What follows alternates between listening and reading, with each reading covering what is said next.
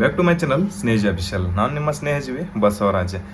ಭಾಳಷ್ಟು ದಿನ ಆಯಿತು ಯೂಟ್ಯೂಬ್ನೊಳಗೆ ವಿಡಿಯೋಗಳನ್ನ ಮಾಡಿ ಹಾಕಿದ್ದಿಲ್ಲ. ಇವತ್ತು ವಿಡಿಯೋ ಮಾಡಿ ಹಾಕೋಕ್ಕೆ ಕಾರಣ ಏನಪ್ಪ ಅಂತಂದ್ರೆ, ಈಗ ತಾನೇ 10ನೇ ಮುಗಿಸಿರ್ತಕ್ಕಂತಹ ವಿದ್ಯಾರ್ಥಿಗಳ ಪ್ರಶ್ನೆ ಏನಂದ್ರೆ, ಸರ 10th ಮುಗಿದ ನಂತರ ಏನು ಮಾಡಿದರೆ ಒಳ್ಳೇದು, ಆದಷ್ಟು ಬೇಗನೆ ನೌಕರಿ ಆಗ್ಬೇಕಂದ್ರೆ ಏನು ಮಾಡಬೇಕು, ಮತ್ತು 10ನೇ ಮ್ಯಾಗಿರ್ತಕ್ಕಂತಹ ಹುದ್ದೆಗಳು ಯಾವ್ಯಾವ ಅದಾವ.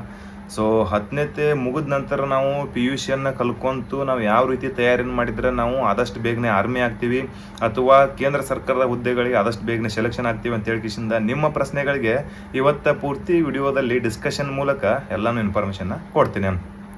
ವಿಡಿಯೋನ ಸ್ಕಿಪ್ ಮಾಡೋಕೆ ಹೋಗ್ಬೇಡ್ರಿ. ನಾನು ಕೊಡುವಂಥ ಮಾಹಿತಿಗಳ ನಿಮ್ಮ ಜೀವನಕ್ಕೆ ಒಂದು ಸ್ವಲ್ಪ ಆದರೂ ಎಲ್ಲರೂ ಹೆಲ್ಪ್ ಆಗ್ಬೋದು. ಆ ಕಾರಣಕ್ಕಾಗಿ ಸ್ಕಿಪ್ ಮಾಡಲಾರ್ದ ಚೆಂದಂಗೆ ವಿಡಿಯೋ ನೋಡ್ಕೋತವ್ರೆ. ಕೊಡುವಂಥ ಪ್ರತಿಯೊಂದು ಮಾಹಿತಿ ಇಷ್ಟ ಆಗತ್ತಿರ ನಮ್ಮ ಸ್ನೇಹಜೀವಿ ಅಫಿಷಿಯಲ್ ಯೂಟ್ಯೂಬ್ ಚಾನಲ್ನ ಸಬ್ಸ್ಕ್ರೈಬ್ ಮಾಡೋದನ್ನು ಮರ್ಯಾಕೆ ಹೋಗ್ಬೇಡ್ರಿ. ಹಂಗೆ ಮಗ್ಗಲ್ಕಿರೋ ಗಂಟೆ ಬಿಡ್ರಿ. ಯಾಕಂದ್ರೆ ಇನ್ಮ್ಯಾಗ ಟೈಮ್ ಸಿಗ್ತೈತಿ, ಪ್ರತಿದಿನ ಆಲ್ಮೋಸ್ಟ್ ಸಮಯ ಸಿಕ್ಕಾಗ ಯಾವುದಾದ್ರ ಬಗ್ಗೆ ಇನ್ಫಾರ್ಮೇಷನ್ನ ಕೊಡ್ತಾ ಇರ್ತೀನಿ. ಓಕೆ, ನೋಡ್ಕೋಬೋದು 10ನೇ ನಂತರ ಏನು ಮಾಡಿದ್ರೆ ಒಳ್ಳೇದು. ಅತಿ ಹೆಚ್ಚಾಗಿ ವಿದ್ಯಾರ್ಥಿಗಳಿಗೆ ಕನ್ಫ್ಯೂಷನ್ ಆಗಿರ್ತಕ್ಕಂಥದ್ದು ಇದೆ.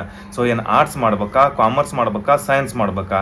ನಾನು ಸೈನ್ಸ್ ಮಾಡಿದ್ದೆ ಅಂದ್ರೆ ಆರ್ಮಿ ಆಗಕ್ಕೆ ಬರ್ತೈತೆ ಇಲ್ಲ, ಅಥವಾ ಕಾಮರ್ಸ್ ಮಾಡಿದ್ರೆ ಆರ್ಮಿ ಆಗಕ್ಕೆ ಬರ್ತೈತಿಲ್ಲ ಅಂತ ಈ ಥರ ಯೋಚನೆ ಎಲ್ಲ ಮಾಡ್ತಿರ್ತೀರಿ. ಅದಕ್ಕೆ ನಾನು ಹೇಳೋದೇನಪ್ಪ ಅಂತಂದ್ರೆ, ಆ ಥರ ಯೋಚನೆ ಏನೂ ಮಾಡಕ್ಕೆ ಹೋಗ್ಬೇಡ್ರಿ. ಆರ್ಟ್ಸ್ ಮಾಡ್ರಿ, ಕಾಮರ್ಸ್ ಮಾಡ್ರಿ, ಸೈನ್ಸ್ ಮಾಡ್ರಿ, ಎಲ್ಲದಕ್ಕೂ ಏನೈತಿಲ್ಲ ಅಲ್ಲಿ ಇರೋದು ಆರ್ಮಿ ಒಳಗೆ ಅಗ್ನಿವೀರು ಕೂಡ 10ನೇ ಮ್ಯಾಗ ಐತಿ, ಪ್ಯಾರಾಮಿಲಿಟರಿ ಫೋರ್ಸಸ್ ಒಳಗಡೆ SSC ಕೂಡ ಅದು 10ನೇ ಮ್ಯಾಗ ಐತಿ, RRB DU ಕೂಡ 10ನೇ ಮ್ಯಾಗ ಐತಿ. ಈ ಥರ ಸಾಕಷ್ಟು ಹುದ್ದೆಗಳು MTS ಈ ಥರ ಎಲ್ಲ ಏನೈತಿಲ್ಲ 10ನೇ ಮ್ಯಾಗ ಇರುವಂಥ ಹುದ್ದೆಗಳು ಭಾಳಷ್ಟು ಅದಾವ. ಅದು ಕೇಂದ್ರ ಸರ್ಕಾರದಲ್ಲೇ. ಇನ್ನು ರಾಜ್ಯ ಸರ್ಕಾರದ KSRP ಪೊಲೀಸು ಮತ್ತು ಬೆಂಗಳೂರು ಸಿಟಿ CR DR ಈ ಥರ ಏನು ಬರ್ತವ ಸಿಟಿ DRಗಳು, ಅವು ಕೂಡ ಏನೈತಿ 10ನೇ ಮ್ಯಾಗ ಇದು ಸ್ಟೇಟ್ ಪೊಲೀಸ್ ಒಳಗಿರ್ತೈತೆ. ನಾನು ದಯವಿಟ್ಟು ಹೇಳೋದೇನಪ್ಪ ಅಂತಂದ್ರೆ, ನೀವು ಆರ್ಟ್ಸ್ ಮಾಡಿರಿ, ಕಾಮರ್ಸ್ ಮಾಡಿರಿ, ಸೈನ್ಸ್ ಮಾಡಿರಿ, ಅದ್ರ ಬಗ್ಗೆ ಏನೂ ಪ್ರಾಬ್ಲಮ್ ಇಲ್ಲ. ಅಂತ ಇನ್ನೊಂದು ಏನಪ್ಪ ಅಂತಂದ್ರೆ, ಸರ್ ನಾವು ಭಾಳ ವೀಕ್ ಅದೀವಿ, ನಾವು ಇಂಗ್ಲೀಷ್ ಇಂಪ್ರೂವ್ ಆಗುತ್ತಾ, ಸೈನ್ಸ್ ಮಾಡ್ತೀವಿ ಅನ್ನೋರಿಗೆ ಏನಿಲ್ಲ.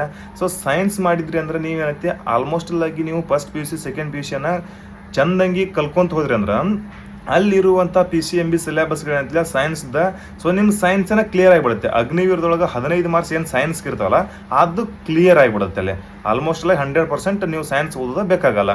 ಇನ್ನು ಕಾಮರ್ಸ್ ಮಾಡಿದವ್ರು ಏನೈತಿ, ನೀವು ಲೆಕ್ಕಪತ್ರ ಬಿಡಿಸೋದೆಲ್ಲ ಇರ್ತೈತಿ, ಮ್ಯಾಥ್ಸು ಮೆಂಟಲ್ ಎಬಿಲಿಟಿ ಏನೈತಿಲ್ಲ ಆಲ್ಮೋಸ್ಟ್ ಒಂದು ಮಟ್ಟಿಗೆ ಕ್ಲಿಯರ್ ಆಗಿರ್ತೈತಿ. ಜೊತೆಗೆ ಅಂತಲೇ GKನೂ ಸ್ವಲ್ಪ ಕವರ್ ಆಗುತ್ತೆ ಅಲ್ಲಿ. ಯಾಕಂದ್ರೆ ಹಿಸ್ಟ್ರಿ ಸಬ್ಜೆಕ್ಟ್ ಇರ್ತೈತಿ ಮತ್ತು ಎಕನಾಮಿಕ್ಸ್ ಸಬ್ಜೆಕ್ಟ್ ಇದ್ದಾಗ ಅಲ್ಲಿ 2 ಸಬ್ಜೆಕ್ಟ್ ಕೂಡ ಕಾಮರ್ಸ್ ಒಳಗಡೆ ಕವರ್ ಆಗುತ್ತೆ. ಇನ್ನು ಆರ್ಟ್ಸ್ ಮಾಡಿರಂದ್ರೆ ಈಜಿ ಇರ್ತೈತಿ, ಆರಾಮಾಗಿ ಓಡ್ಕೋತು, ತಿನ್ಕೋತು, ಆಡ್ಕೋತು, ಊರಾಗಿರ್ಕೋತು, ಮಜಾ ಮಾಡ್ಕೊಂತ ಈ ಕಡೆ ಕಾಲೇಜು ಮುಗಿತೈತಿ. ಮತ್ತು 12ನೇ ಮುಗಿದ್ರಾಗ ಚೆನ್ನಾಗಿ ಪ್ರಾಕ್ಟೀಸ್ ಮಾಡ್ಕೋತಿದ್ರೆ ಆರಾಮಾಗಿ ಆರ್ಮಿ ಆಗಿ ಖಡಕ್ ಆಗಿಬಿಡ್ತೀರಿ. ಆರ್ಟ್ಸ್ ಮಾಡಿದ್ರೆ ಅಂದ್ರೆ GK ಎಲ್ಲನೂ ಯೂಸ್ ಆಗುತ್ತೆ. ಅದ್ರ ಜೊತೆಗೆ ನಾನು ಹೇಳೋದೇನಪ್ಪ ಅಂತಂದ್ರೆ, ಎಷ್ಟೋ ವಿದ್ಯಾರ್ಥಿ ಗೊತ್ತಿಲ್ಲ ಬೇಸಿಕ್ ನಾಲೆಜನ್ನು ಯಾವ ರೀತಿ ತೊಗೋಬೇಕಂತ ಹೇಳಿ. ಮೇನ್ ಬೇಕಾಗಿರ್ತಕ್ಕಂಥ ಬೇಸಿಕ್ ನಾಲೆಜ್. ಈಗ ಸದ್ಯದೊಳಗೆ ನಾವು 8th 9th 10th ಪುಸ್ತಕಗಳನ್ನು ಯಾವಾಗ ಸೈನ್ಸ್ ಆಯಿತು, ಈಗ ಇರ್ತಕ್ಕಂತಹ ಗಣಿತ ಆಯಿತು ಮತ್ತು ವಿಜ್ಞಾನ ಆಯಿತು, ಇದನ್ನೆಲ್ಲಾನು ಕರೆಕ್ಟಂಗಿ ವಿಜ್ಞಾನ, ಸಮಾಜ ವಿಜ್ಞಾನ ಎಲ್ಲನೂ ಕರೆಕ್ಟಂಗಿ ನಾವು ಓದ್ಕೊಂಡ್ವಿ ಅಂದ್ರೆ ಬೇಸಿಕ್ ನಾಲೆಜ್ ಸಿಗುತ್ತೆ ನಿಮಗೆ. ಅದ್ರ ಒಳಗಿನ ಪ್ರಶ್ನೆಗಳನ್ನೆಲ್ಲ ನಿಮಗೆ ಅಗ್ನಿವೀರ ಒಳಗೆ ಕೇಳ್ತಾರೋ, SSC ಒಳಗೆ ಕೇಳ್ತಾರೋ, ಸ್ವಲ್ಪ ಮ್ಯಾಗ ಹೋದ ಬಳಕೆ ಏನೈತಿ ಡೀಪಾಗಿ ಆಗುತ್ತೆ. ಅದಕ್ಕೇನೈತಿಲ್ಲ ಈ ಥರ ತಯಾರು ಮಾಡ್ಕೊಡ್ರಿ. ಬೇಗ ನೌಕರಿ ಆಗ್ಬೇಕಂದ್ರೆ ಏನು ಮಾಡ್ಬೇಕು? ಬೇಗ ನೌಕರಿ ಆಗ್ಬೇಕಂದ್ರೆ ನೀವು ಸ್ಟಾರ್ಟಪ್ ಈಗಿಂತ ಸ್ಟಾರ್ಟ್ ಮಾಡ್ಕೊಂಡು ಬೇಸಿಕ್ ನಾಲೆಜ್ ಈಗ ಫಸ್ಟ್ PUC ಇದ್ದೀರಾ, ಆಲ್ಮೋಸ್ಟ್ ಆಗಿ ನಿಮಗೆ ಆಗ್ತಿತ್ತು ಮನೆಯೊಳಗೆ ಪ್ರಾಕ್ಟೀಸ್ ಮಾಡ್ಕೊತೀರಿ. ಆಗಲ್ಲ ಅಂದ ಕೂಡಲೇ ಎಷ್ಟೋ ವಿದ್ಯಾರ್ಥಿಗಳ ಎಲ್ಲೇ ನೀವು ಕಾಲೇಜ್ ಮಾಡ್ತೀರಿ ಅದರ ಸಮೀಪ ಏನಾರ ಕೋಚಿಂಗ್ ಸೆಂಟರ್ ಇರ್ತಾರೆ, ಅಲ್ಲಿ ಹೋಗಿ ಬೇಸಿಕ್ ನಾಲೆಜ್ ತಗೊಳ್ರಿ. ಅಂತ ಇನ್ನೊಂದು ಎಷ್ಟೋ ವಿದ್ಯಾರ್ಥಿಗಳ ಪ್ರಶ್ನೆ ಅಂದ್ರೆ, ಸರ್ ನಿಮ್ಮಲ್ಲಿ ಅಲ್ಲೇ ಸಮೀಪ ಯಾವ್ದಾದ್ರು ಒಂದು PUC ಕಾಲೇಜ್ ಅಥವಾ ಡಿಗ್ರಿ ಕಾಲೇಜ್ ಐತೇನ್ರಿ, ನಾವು ನಿಮ್ಮಲ್ಲಿ ಕೋಚಿಂಗ್ ಮಾಡ್ಕೊಂತ ನಾವು ಅಲ್ಲಿ ಹೋಗಿ ಕ್ಲಾಸನ್ನು ಕಲಿತೀವಿ, ಅದನ್ನು PUCನೂ ಮುಗಿತೈತಿ ಸರ್, ನಿಮ್ಮಲ್ಲಿ ಕೋಚಿಂಗ್ನು ಸಿಗ್ತೈತಿ, ಆ ಥರ ಏನಾರು ಅನುಕೂಲ ಐತೆ ಅಂತ ಕೇಳ್ತಿದ್ರೆ. ಓಕೆ ಅಪ್ಪಿ ಬರ್ಬೋದು, ನಮ್ಮ ಸಮೀಪನೇ ಏನಿಲ್ಲ ಫಸ್ಟ್ PUC ಸೆಕೆಂಡ್ PUC ಮಾಡ್ತನ್ನೋರಿಗೂ ಅವಕಾಶ ಐತಿ, ಡಿಗ್ರಿ ಮಾಡ್ತನ್ನೋರಿಗೂ ಕೂಡ ಅವಕಾಶ ಇರುತ್ತೆ. ನೀವೇನೈತಿ ಅಲ್ಲೇನ ಕಲ್ಕೊಂತ ಬಂದ ಬಳಕ ಇದನ್ನ ಆರ್ಮಿ ಟ್ರೈನಿಂಗ್ನು ಮಾಡ್ಕೋಬಹುದು. ಮಿಕ್ಕಿದ ಮಾರ್ನಿಂಗ್ ಟೈಮ್ ಐತಿ ಕಾಲೇಜ್ ಮುಗಿಸೊಂದ ಬರಕ್ಕೆ ಅನುಕೂಲ ಇರುತ್ತೆ. ಯಾಕಂದ್ರೆ ಮಾರ್ನಿಂಗ್ ಮಾತ್ರ ಕಾಲೇಜ್ ಇರುತ್ತೆ, ಅದಂತರ ಸಾಯಂಕಾಲ ಎಲ್ಲನೂ ಏನೈತಿ ನಮ್ಮಲ್ಲಿ ಇರ್ತೀರಿ. ಅಕಾಡೆಮಿ ಒಳಗೆ ಊಟದ ಹಾಸ್ಟೆಲ್ ಮಾತ್ರ ಮಾಡಿರ್ತೀವಿ. ಯಾರೋ ಆ ಥರ ಬರ್ತೀನಿ ಅಂದ್ರೆ ಇಲ್ಲಿ ಕೆಳಗೆ ಕೊಟ್ಟಿರ್ತಕ್ಕಂಥ ಆಫೀಸ್ ನಂಬರಿಗೆ ಕಾಲ್ ಮಾಡಿ ಇವತ್ತು ಅಡ್ಮಿಷನ್ನ ಕನ್ಫರ್ಮ್ ಮಾಡ್ಕೊಳ್ರಿ. ಜೂನ್ 1ನೇ ತಾರೀಕು ಹಿಡ್ಕೊಂಡು ಹೊಸ ಬ್ಯಾಚನ್ನು ಸ್ಟಾರ್ಟ್ ಮಾಡ್ತೀವಿ. ಹೊಸ ಬ್ಯಾಚ್ ಒಳಗೆ ಈ ಸರ ಏನಪ್ಪ ಅಂದ್ರೆ ಒಂದು ಬೇರೆ ರೀತಿ ಒಳಗೆ ನಮ್ದು. ಯಾಕಪ್ಪ ಅಂತಂದ್ರೆ, ಈಗ ನಾವು 3 ತಿಂಗಳ ಕೋರ್ಸನ್ನು ಮಾಡೋರಿದ್ದೀವಿ, ಅದು ಸೆಂಟ್ರಲ್ ಗೌರ್ಮೆಂಟ್ ಯಾವುದೋ ಜಾಬ್ಗೆ ನೀವು ಟ್ರೈ ಮಾಡ್ತೀನಂದ್ರೆ ಅದಕ್ಕೆ ಅನುಕೂಲ ಆಗ್ಬೇಕು. ಆ ರೀತಿ ಡೀಪಾಗಿ ಹೇಳ್ಸಾಕತ್ತೀವಿ.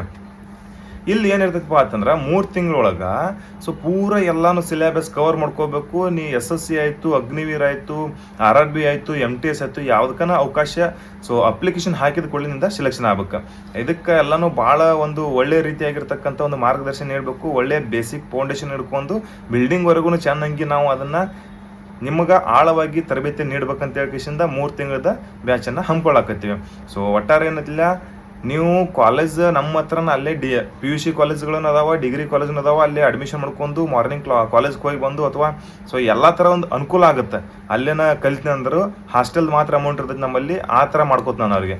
ಇನ್ನು ಇಲ್ಲ 3 ತಿಂಗಳು ಕ್ಲಾಸಿಗೆ ಬರ್ತಂದ್ರೆ ಅವ್ರದ್ದು 3,000 ರೂಪಾಯಿ ಮಾತ್ರ ಅಮೌಂಟ್ ಇರ್ತೈತಿ. ಅದು ದೈಹಿಕ ತರಬೇತಿ ಮತ್ತು ಫಿಸಿಕಲ್ ಟ್ರೈನಿಂಗ್ ಮತ್ತು ಎಕ್ಸಾಮ್ ಟ್ರೈನಿಂಗ್ ಅಂತಲೇ ಇದರ ಅಷ್ಟೇ ಅಮೌಂಟ್ ಇರ್ತದೆ. ಏನು ಉಳಿದಿರ್ತಕ್ಕಂಥದ್ದು ಊಟದ ಹಾಸ್ಟೆಲ್ದು ಅದರದ್ದು ಏನೈತಿ ಸಪ್ರೇಟ್ ಆಗಿರುತ್ತೆ. ಅದ್ರದ್ದು 3,000, ಇನ್ನು ಮಿಕ್ಕಿದ್ದು ಊಟದ ಹಾಸ್ಟೆಲ್ ಅಮೌಂಟ್ ಇರ್ತೈತೆ. ಅದನ್ನೆಲ್ಲ ಇನ್ಫಾರ್ಮೇಷನ್ ತಿಳ್ಕೊಳ್ರಿ. ಸೊ ಬಂದ ಜಾಯ್ನ್ ಆಗ್ರಿ.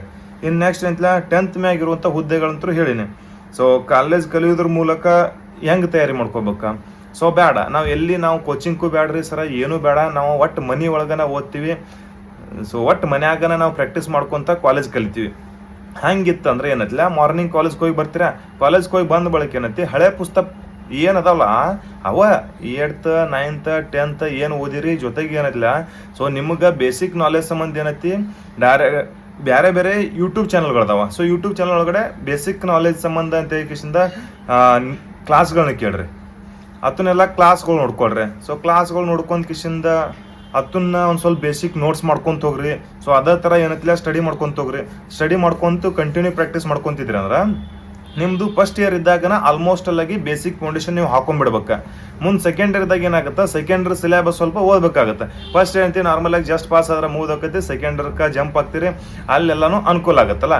ಅದಕ್ಕೇನಪ್ಪ ಅಂತಂದ್ರೆ ಕರೆಕ್ಟಂಗಿ ನೀವು ಒಟ್ಟು ಯಾವುದೇ ಮಾಡ್ಕೊಳ್ರಿ, ಕೋರ್ಸ್ ಏನೇ ಮಾಡಿರಿ ಮನೆ ಒಳಗೆ ಚೆನ್ನಾಗಿ ಓದ್ಕೊಳ್ರಿ.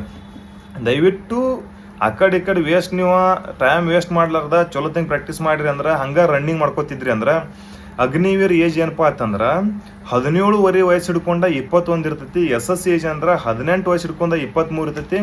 OBC ದವರಿಗೆ 3 ವರ್ಷ ಅಂದ್ರೆ 18 ಹಿಡ್ಕೊಂಡು 26 ಇರ್ತೈತಿ. SC ST ದವರಿಗೆ 5 ವರ್ಷ ಅಂದ್ರೆ 18 ಹಿಡ್ಕೊಂಡ 28 ತನಕ ಇರ್ತೈತಿ. ಈ ಥರ ಡೇಟ್ ಆಫ್ ಬರ್ತ್ ಇರ್ತೈತಿ. ಇವೆಲ್ಲಾನು 10ನೇ ಮ್ಯಾಗಿನ ನೌಕರಿಗಳ ತಮ್ಮ ಮತ್ತ 18 ಮುಗಿದ ಬಳಕನು ಅದಾವು, 17 ವಯಸ್ಸು ಮುಗಿದ ಬಳಕನು ಅದಾವ.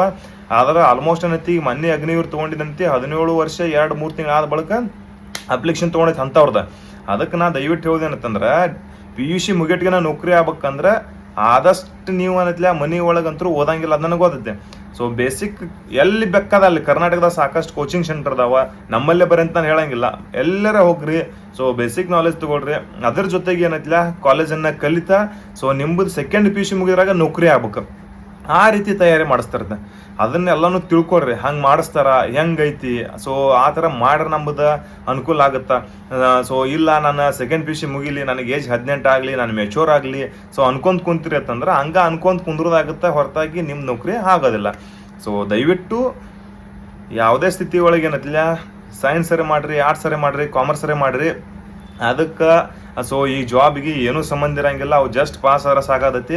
ಆದ್ರೆ ಇಲ್ಲಿ ಏನಪ್ಪಾ ಅಂತಂದ್ರೆ 10ನೇತೆ ಯಾರ್ದು 45% ಮ್ಯಾಗ ಐತಿ ಅಂಥವ್ರು ಮಾತ್ರ ಅಗ್ನಿವೀರ್ GD ಹಾಕ್ತಾರೆ. ಸೊ ಇನ್ನು ಉಳಿದಿರ್ತಕ್ಕಂಥ 33%ಗಿಂತ ಹೆಚ್ಚು ಯಾರಾಗಿರುತ್ತೆ ಅದು ಟ್ರೇಡ್ಸ್ಮನ್ ಹುದ್ದೆಗಳಿಗೆ ಅರ್ಜಿ ಹಾಕ್ತೀರಿ. ಸೊ ಪ್ರತಿಯೊಂದು ಸಬ್ಜೆಕ್ಟ್ ಒಳಗೆ 45 ಮಾರ್ಕ್ಸ್ ಹೆಚ್ಚು ತೊಗೊಂಡಿರ್ಬೇಕು, ಇದು GDಗೆ. ಏನು ಉಳಿದಿರ್ತಕ್ಕಂಥ 33% ಮ್ಯಾಥ್ ತೊಗೊಂಡಿದ್ರೆ ಅಂದ್ರೆ ಅದು ಟ್ರೇಡ್ಸ್ಮನ್ ಹುದ್ದೆಗಳಿಗೆ ಅನುಕೂಲ ಆಗುತ್ತೆ. ಇನ್ನು ಕ್ಲರ್ಕ್, ಸ್ಟೋರ್ ಕೀಪರ್ ಅದು ಇದು ಮಾಡ್ತಂದ್ರೆ ಸೆಕೆಂಡ್ PUC ಮುಗಿದಿರಬೇಕು. ಸೆಕೆಂಡ್ PUC ಆರ್ಟ್ಸ್ ಮುಗಿಲಿ, ಸೈನ್ಸ್ ಮುಗಿಲಿ, ಎಲ್ಲ ಮುಗಿಲಿ, ಯಾವುದೋ ಮುಗಿದ್ರು ಕೂಡ ಅದಕ್ಕೇನೈತಿ 50% ಮ್ಯಾಗ ಇರಬೇಕು. ಪ್ರತಿಯೊಂದು ಸಬ್ಜೆಕ್ಟ್ ಒಳಗೆ 50 ಆಲ್ಮೋಸ್ಟ್ ಕ್ರಾಸ್ ಆಗಿರ್ಬೇಕು, ಆ ಥರ ಐತಿ. ಸೊ ಆಲ್ಮೋಸ್ಟ್ ಎಲ್ಲಾನು ಕರೆಕ್ಟಂಗಿ ತಯಾರಿ ಮಾಡ್ಕೊಂತಿರ್ತು ಬರ್ರಿ. ಸೊ ಕರೆದ ಕೂಡಲೇ ಅಪ್ಲಿಕೇಶನ್ ಹಾಕದ್ ಬರ್ರಿ. ಅದು ನಿಮ್ದು ಏನು ಪ್ರಾಕ್ಟೀಸ್ ಆಗೈತಿ ಬಿಟ್ಟೈತಿ ಅದೆಲ್ಲ ಬೇಕಾಗಿಲ್ಲ. ಸೊ ಒಟ್ಟು ನೀವು ಅಪ್ಲಿಕೇಶನ್ ಹಾಕಿರಿ ಅಂದ್ರೆ ಅದನ್ನ ಹಂಗೆ ಸ್ವಲ್ಪ ಪ್ರಾಕ್ಟೀಸ್ ಮಾಡ್ಕೊಂತಿದ್ರೆ ಬೇಸಿಕ್ ಏನಾರು ಗೊತ್ತಾಗುತ್ತೆ. ಅಂದ್ರೆ ಎಕ್ಸಾಮ್ ಬರೋದು ಬಂದ್ರಿ ಅಂದ್ರೆ ಅಲ್ಲಿ ಯಾವ ಥರ ಇರ್ತೈತಿ ಎಂತ ಅದನ್ನೆಲ್ಲಾನು ಕರೆಕ್ಟಾಗಿ ತಿಳ್ಕೊಬೇಕು. ಆ ಥರ ಎಲ್ಲ ತಿಳ್ಕೊಂಡು ಈಗಿನ ಥರ ಪ್ರಾಕ್ಟೀಸ್ ಮಾಡ್ಕೊತಿದ್ರಿ ಅಂದ್ರೆ ನಿಮ್ದೊಂದು ಲೆವೆಲ್ ಅಂದ್ರೆ ನಿಮ್ಮ ಏಜ್ ನಿಮ್ಮ ಲೆವೆಲ್ದಾಗ ಬರೋದ್ರಾಗ. ಸೊ ಈಗ ನಾವು ಮುಂದೆ ತಯಾರಿ ಮಾಡ್ತಾ ಅನ್ಕೊಂಡು ಕುಂತವ್ರಂತಲಿ ಏಜ್ ಮುಗಿಸಿ ಊರಾಗ ಏನು ತಿರುಗಾಡಕತ್ತಾರಲ್ಲ ಅವ್ರಕ್ಕಿಂತ ಬೆಟರ್ ಆಗ್ಬೇಕಂತಂದ್ರೆ ಅವ್ರು ಏನೋ ಒಂದು ತಪ್ಪು ಮಾಡ್ಯಾರ. ಅವಾಗ ಯಾರು ಮಾರ್ಗದರ್ಶನ ಹೇಳೋರಿಲ್ಲ. ಸೊ ಹೇಳಿದ್ರು ಕೂಡ ಯಾರ್ದು ಕೇಳೋಂಥ ಸ್ಥಿತಿ ಒಳಗಿರಲಿಲ್ಲ. ಸೊ ಅಂಥವ್ರನ್ನ ಯಾವ್ದಾರ ಒಂದು ದಾರಿ ಹಿಡಿತಾರ ತಪ್ಪು ದಾರಿಗಳ. ಸೊ ಕೆಲವೊಬ್ರು ಏನೈತಿ ಬರೀ ನೌಕರಿನ ಅಲ್ಲ ಬೇರೆನು ಕೆಲಸ ಮಾಡಾಕತ್ತಾರ, ಅವರು ಸಾಕಷ್ಟು ಆರಾಮಾಗಿದಾರ. ಆದ್ರೆ ಆರಾಮ್ ಜೀವನ ನೌಕರಿ ಮಾಡ್ರ ಆರಾಮ್ ಅಂತಲ್ಲ. ಎಷ್ಟೋ ವಿದ್ಯಾರ್ಥಿಗಳು ಏನೈತಿ ಆಸೆ ಐತಿ, ಸೊ ದೇಶ ಸೇವೆನೆ ಮಾಡ್ಬೇಕು, ನಾನು ಆರ್ಮಿನ ಆಗ್ಬೇಕು, ಹಂಗೆ ಹೆಂಗೆ ಅಂತ ಅವು ಕನಸುಗಳ ನನಸಾಗ್ಬೇಕಂದ್ರೆ ತಯಾರಿಯನ್ನು ಚೆನ್ನಾಗಿ ಮಾಡ್ಕೊಂತೀರಿ. ಸೊ ಯಾವುದೇ ರೀತಿಯ ಇನ್ಫಾರ್ಮೇಶನ್ ಬೇಕಾದ್ರೆ ನನಗೆ ಸ್ನೇಹಿಜಿ ಆಫೀಷಿಯಲ್ ಇನ್ಸ್ಟಾಗ್ರಾಮ್ದೊಳಗೆ ಸಪ್ರೇಟಾಗಿ ಮೆಸೇಜ್ ಹಾಕ್ರಿ, ಪ್ರತಿಯೊಂದಕ್ಕೂ ರಿಪ್ಲೈ ಕೊಡ್ತೀನಿ. ತಯಾರಿ ಚೆನ್ನಾಗಿರಲಿ, ದೇವ್ರು ಒಳ್ಳೇದು ಮಾಡಲಿ. God bless you all. ಜೈ ಹಿಂದ್.